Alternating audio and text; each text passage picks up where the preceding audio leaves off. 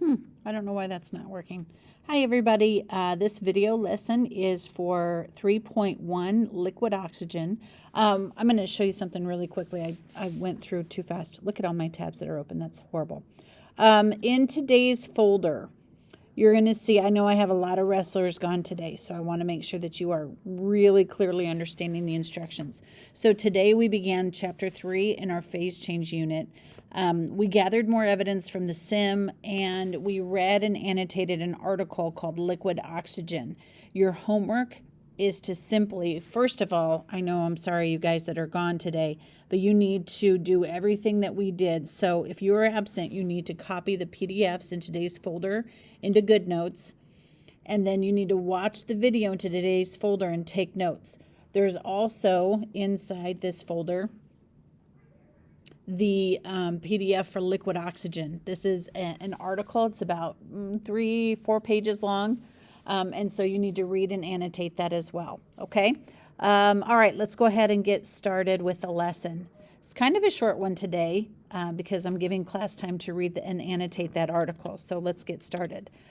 First of all, Dr. Flores, in our activity, in our warm-up, Dr. Flores received the below post on the Space Forum and needs your help responding. First, read the post and consider any initial ideas on how to respond, and then complete the SIM activity below to gather evidence.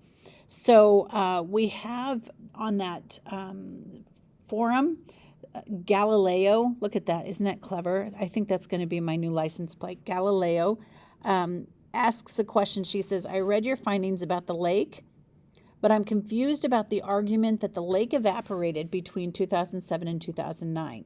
Hopefully by now you guys all remember and you all know that the correct answer for the scientific argument is that the lake really did evaporate.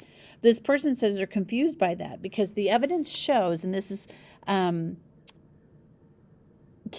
this is the evidence card C, and I'll show you a picture of that in a second. They say the evidence shows that Titan first started getting hotter in 2002 when summer began, but the methane lake was still liquid 5 years later in 2007. If the temperature increased starting in 2002, then energy was being transferred into the lake. Why then hadn't it evaporated by 2007? Why, after 5 years of summer of energy going into that substance, why was it still liquid? Why wasn't it a gas?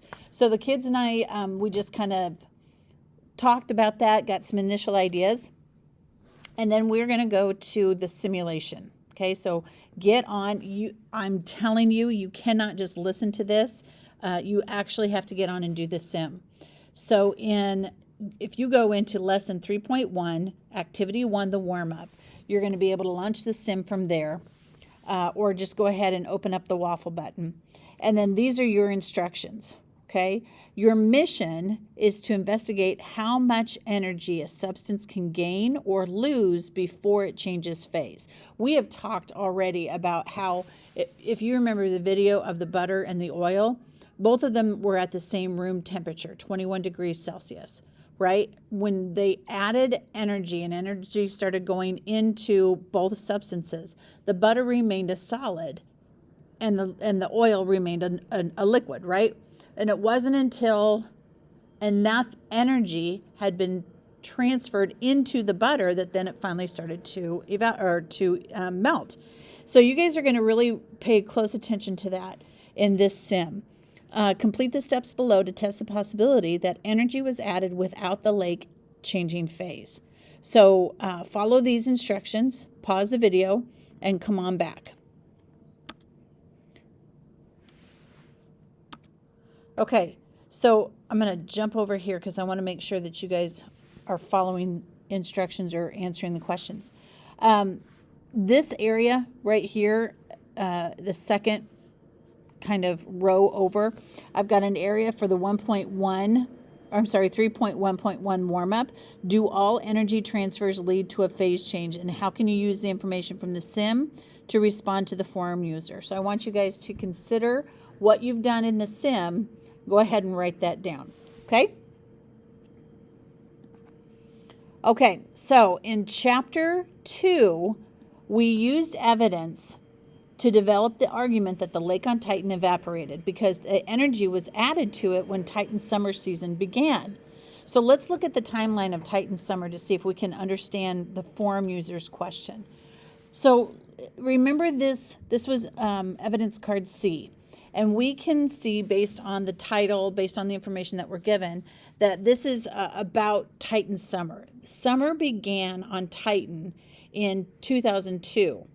In 2007, the lake was a liquid in the photo. And in 2009, there was no lake in the photo at all.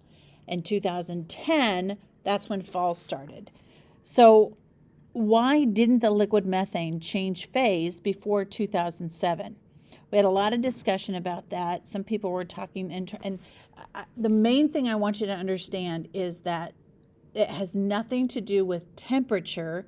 It has everything to do with the amount of energy being added into the methane. How can I say? Make sure that you're understanding this timeline too. So Titan seasons last about 7 years. And so that fits with summer starting in 2002 and ending in about 2009, late 2009, 2010 fall started.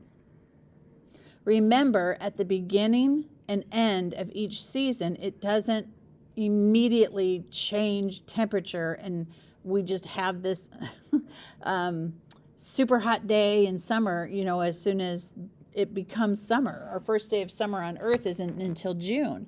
And first day of fall is in August? I need to look that up. Anyway, the point is we still have warm days before and after, and we still have cold days before and after. And so it doesn't really have anything to do with the temperature. It has everything to do with how close Titan is to the sun. That's what dictates our seasons.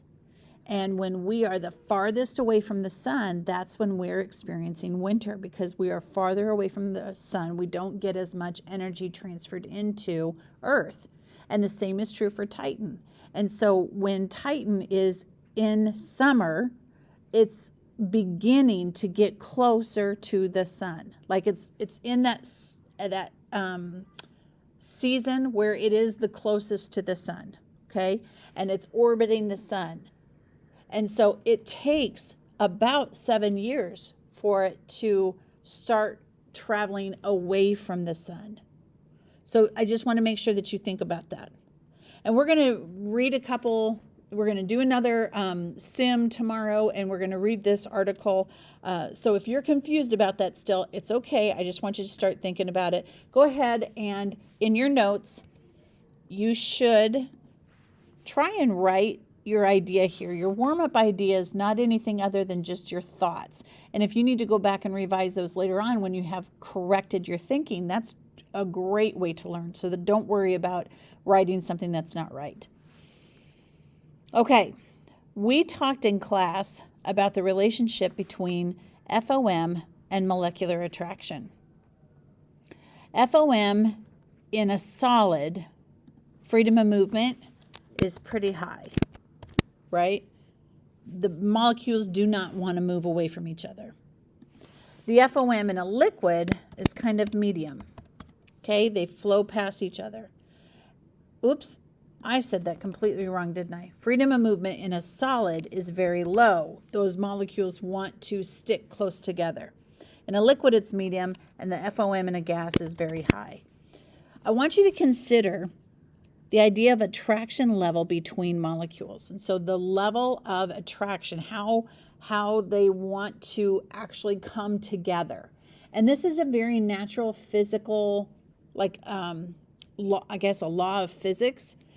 It's a pull that one molecule has on another molecule. It's the reason why solids are solid.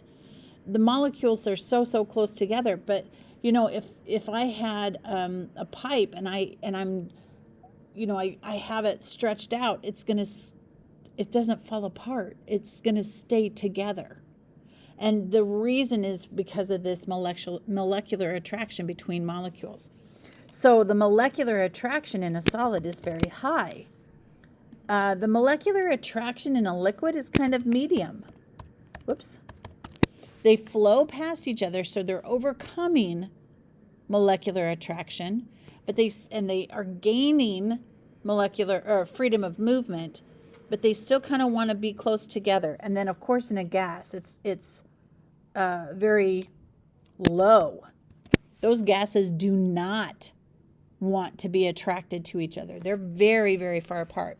So, the whole time that we've been talking in chapter 1 and chapter 2 about the energy being transferred in and how that affects kinetic energy and speed of the molecules and the freedom of movement, we've been saying that that is directly proportionate.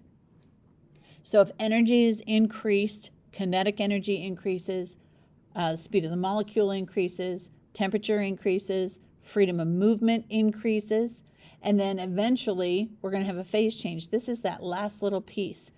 The freedom of movement has to be enough to overcome molecular attraction in a solid, and vice versa. The attraction level between molecules has to overcome the freedom of movement in a gas.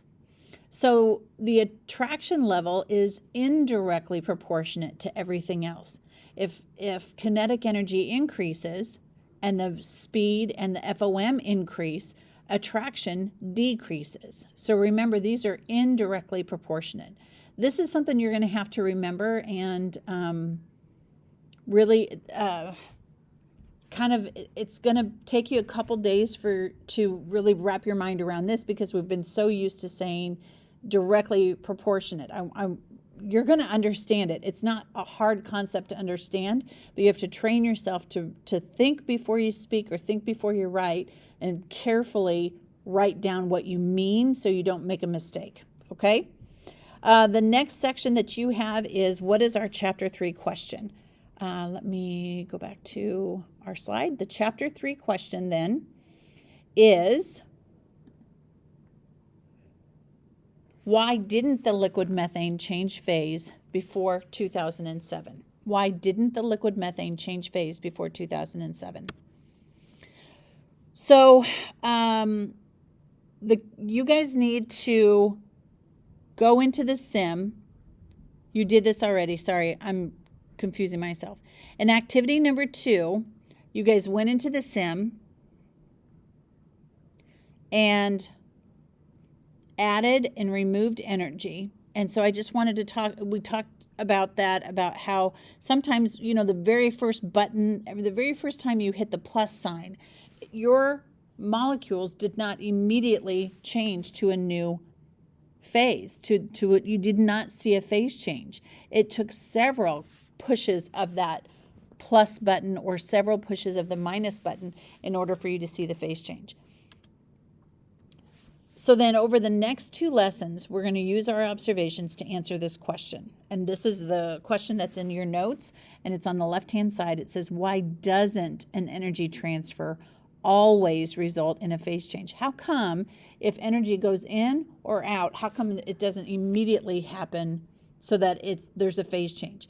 Remember the videos with the popsicle melting? How come it didn't immediately go from a solid to a liquid? There's that in-between state, or the condensation, or the freezing water on the branches. There's that kind of in-between where it's kind of changing phase, but then there's still that original phase. There's that before, during, and after, and a phase change occurs during, and it's not instantaneous by any means. So I have this article called Liquid Oxygen. Dr. Flores thinks this article may be helpful in answering the investigation question. It discusses how difficult it can be to change some substances into a liquid. I want you guys to write this question at the top. Why doesn't an energy transfer always result in phase change? And we're going to come back tomorrow and talk about this a little bit. And think about in your notes in preparation for tomorrow. I'm going to ask you guys to fill this in as much as you can, and then we'll just have some class discussion and move on. But if our investigation question is, why doesn't and energy transfer always result in phase change? I want you to think about the evidence from your reading and from the sim, and what evidence do you have from that? How can you answer that question? Go ahead and write that in this space here. And then tomorrow we're going to have not tomorrow, on Monday, we're going to have an activity, an experiment where you guys are going to be using isopropyl alcohol, which is like rubbing alcohol, and water. And you're going to leave some space there for you to write some observations, okay? All right, let me know if you have any questions. Have a great day.